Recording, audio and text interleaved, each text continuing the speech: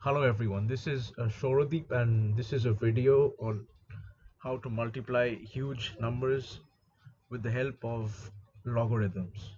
Say we want to multiply three numbers 10, 20 and 30. The answer would be basically 6000.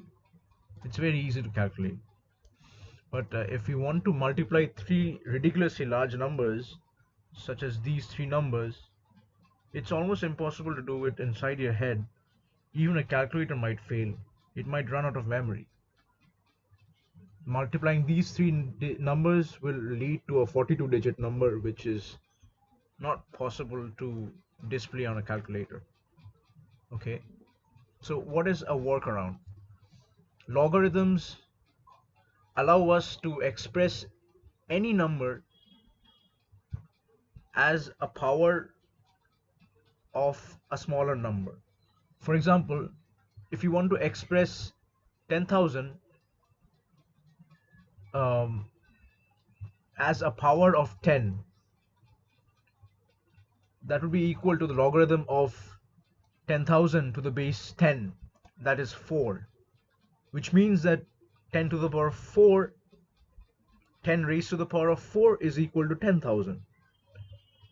So the power that the number 10 has to be raised in order to equal to that number is called the logarithm of that number. So 10,000 is basically 10 raised to the power of 4. So realize that 4 is a much smaller number compared to 10,000. Now, storing large numbers in memory. Say we want to multiply 10,000, which has 5 digits, with this number which has 6 digits.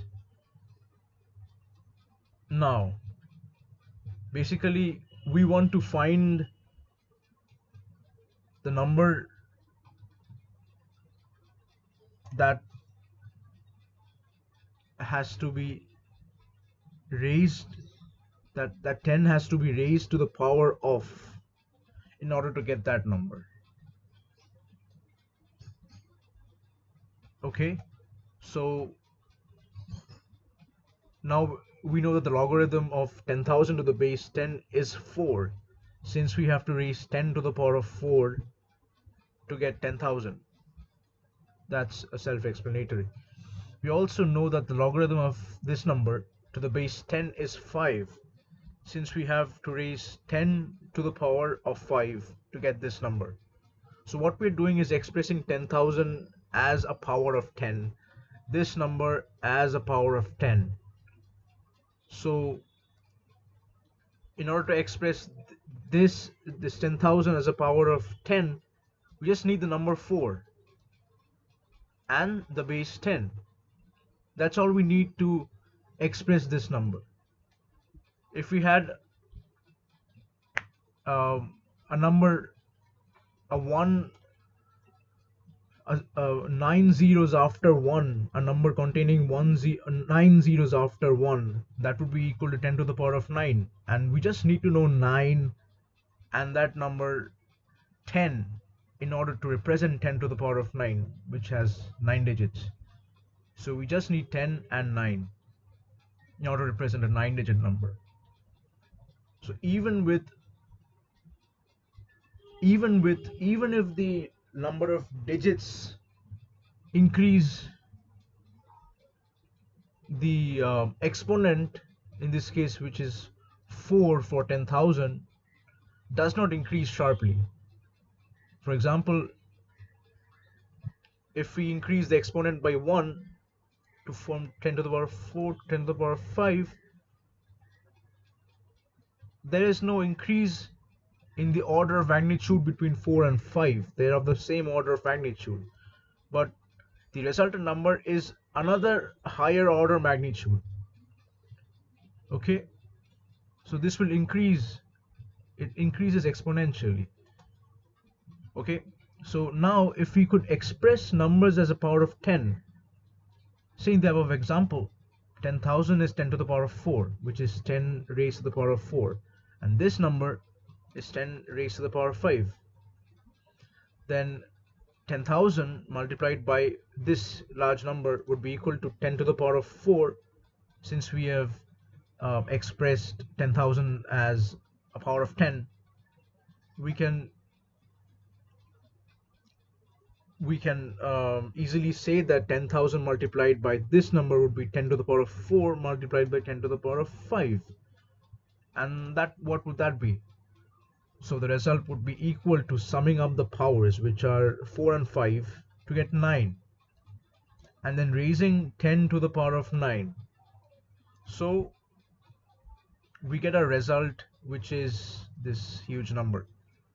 Notice that instead of multiplying 10,000 and this number directly, we just added the powers 4 and 5 to get 9, and then raised 10 to that number, which is 9, to get our answer. And addition is a much less time consuming process than multiplication. Obviously, we have to express 10,000 as a power of 10, and that requires some computational power. And 10 and this number as a power of 10, but that the amount of effort involved in that is much less compared to multiplying these huge numbers, and it eats up a lot of memory space. And uh, and these numbers are very small. So if you have a 42 digit number, the 10 would be raised to mostly 42 or 43.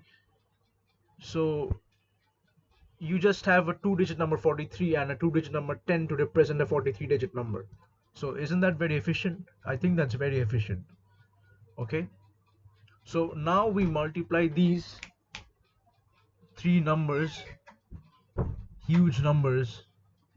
So we realize that if we can express these three numbers as a power of 10, we can just add the powers and raise 10 to the sum of these powers to get a result of multiplying these three numbers.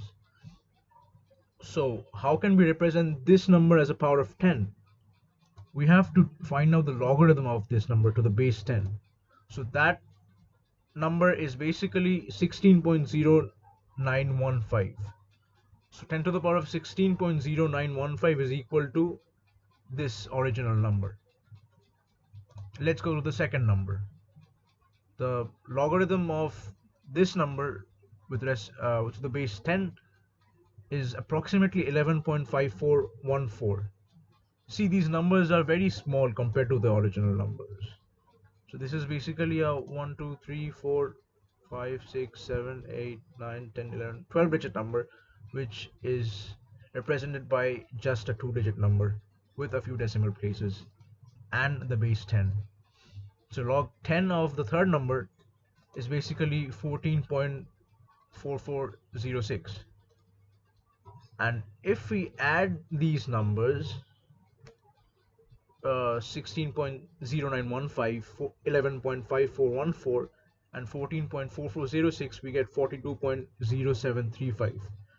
So from our previous experience, we know that multiplying these huge numbers becomes very easier if we can express these as a power of 10. And we have done that exactly here.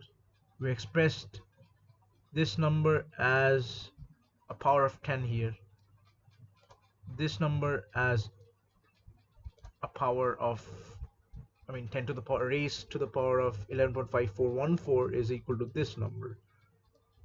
Okay, and so after we add these numbers, we get 42.0735.